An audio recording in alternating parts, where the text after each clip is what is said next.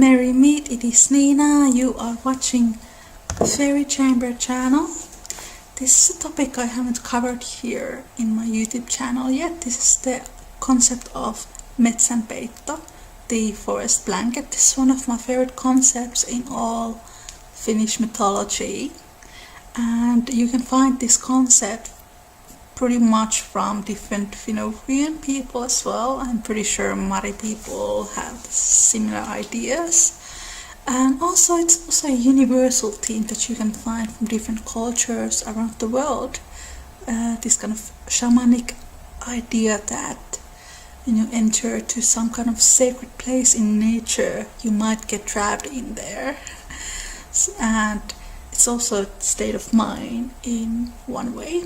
It's very interesting. So, metsänpeitto means literally to be covered by nature, to be covered by forest. I really wanted to film this video outside. I apologize. It's a bit windy there, and my camera really hates when there's too much wind. You can still see my wise tree there. Anyway, in Finland, the heart of Finnish paganism is nature, and I have stated this in many of my previous videos. The Finnish paganism, it's not deity-centric, it is nature-centric. It's the same with Finnish mythology and Finnish folklore. All the deities and the nature spirits, the gods and goddesses, they are all manifestations of Finnish nature. And I'm pretty sure all the Sami tribes and Finno-Ugrian tribes that lived in the area of what is now known as Finland in the pagan times, they all had very respectful relationship to the forest, because it was seen the heart center of all beliefs, the forest. And the old Finnish word for the forest is Tapiola. You could translate that to the kingdom, the forest kingdom or something, the whole forest home. Tapio was the Tapio is the Finnish god of the forest. Tapio is old Finnish word for the forest. So you always entered to the kingdom of Tapio when you entered into the forest. And it was really important to be very respectful in the forest, because it was believed that there was invisible spirits everywhere. This is a very common belief you can find from Scandinavian countries and also from Baltic countries and among those Finno-Ugrian tribes in Russia, that nature was all filled with invisible spirits. Those places where humans lived filled with invisible spirits, and all those places where humans did not live, all filled with invisible spirits. And all those deities were manifestations of nature. And this is why we have expressions like going to the forest is like going to the church. We still have this expression, even though because of this modernization and this lifestyle that people nowadays have, there are lots of people who have lost their nature connection completely, which is really sad. But yet I do think that most people in Finland still have quite strong nature connection. It's very different compared to the people 100 years ago or 200 years ago, but still there are lots of people who cherish their nature connection by going to the forest or spending time in nature, which is great. But getting a bit off topic here, I apologize. I tend to ramble when topics are very interesting. Anyway, you need to understand this holiness of the forest before I get into this idea of the forest blanket. As the forest blanket, to be covered by forest, there's two ways to approach it. You can approach it as a mindset that you can get in a positive enlightenment way, or just another trickster story, or being taken by the fairy story. I have lots of them as well. So the idea of the forest blanket can mean that person goes into the forest and he or she gets distracted and gets lost from their path, and they can be lured by the forest spirits to follow them, and they get taken into this upside down world of the nature spirits. Then they spend time there, and when they finally find their way out, 50 years has gone by or something, and they found their way home, and everything has changed.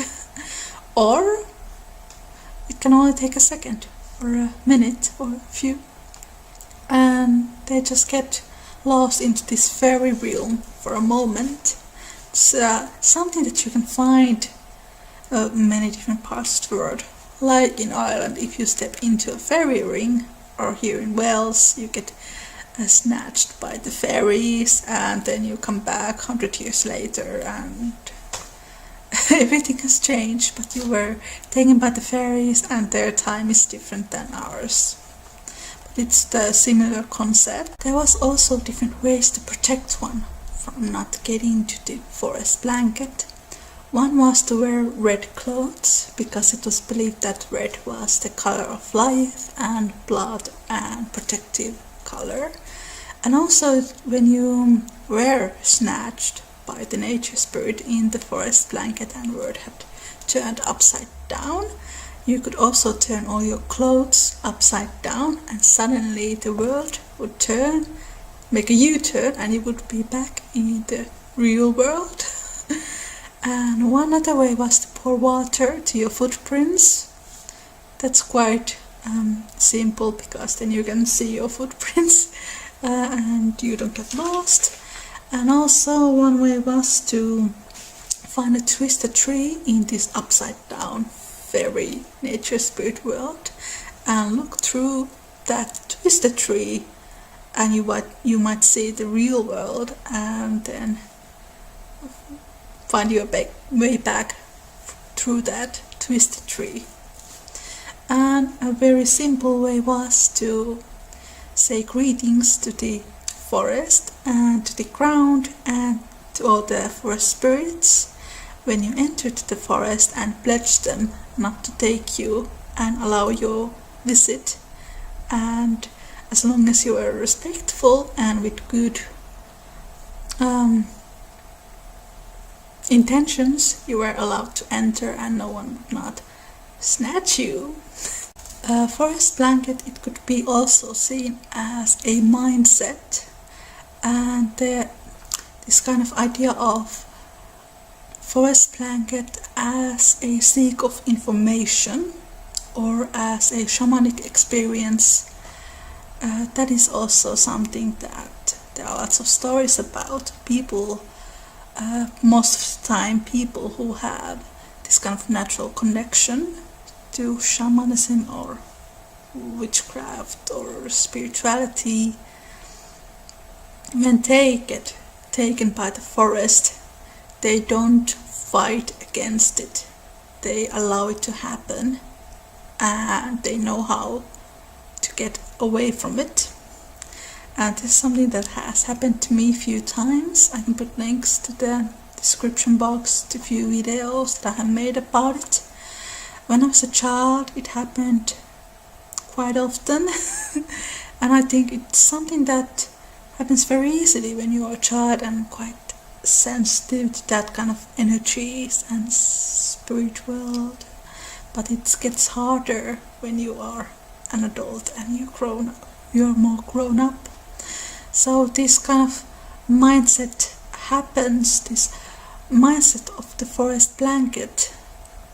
It happens when you are in nature and you breathe and live that space where you are. It's literally like a mindfulness practice that you do in nature, in a place that you find very holy and a place that is calling you. And I remember as a child, I was sitting next to these very big trees, and I felt I was like blending into those trees. I was blending into that space and time, and I have lots of that kind of experiences. And that state of mind it was very peaceful. It is very peaceful, and you start to see these visions of everything that is growing around you, and the way sun moves in the skies, and the way stars move in the skies.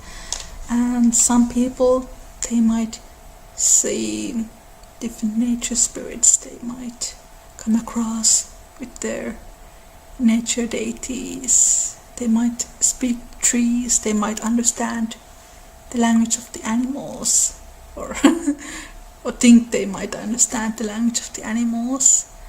And it's that kind of very peaceful state of mind, and it's really hard to let it go. So I guess that's where the idea of being taken by the fairies for 50 years comes from. So this was the concept, the idea of metsänpeitto. I hope you enjoyed this. Thank you for watching, guys, and feel free to subscribe to my channel for more stories from Finnish folklore and mythology. Bye! Thank you for watching. If you're interested to learn more about Finnish mythology and folklore and ancient customs and beliefs, I have an 8-week online course called The Heart of Mielikki, which is a deep dive into the world of Finnish mythology and all the different deities and legends. You can find more information about it on my website, fairychamber.com, and I will also add the links to the description. Have a great day, make good choices, and I will see you next time. Bye! Thank you so much for listening. If you are interested to learn more about mythology and folk tales, check out my online courses. Links are in the description. Bye!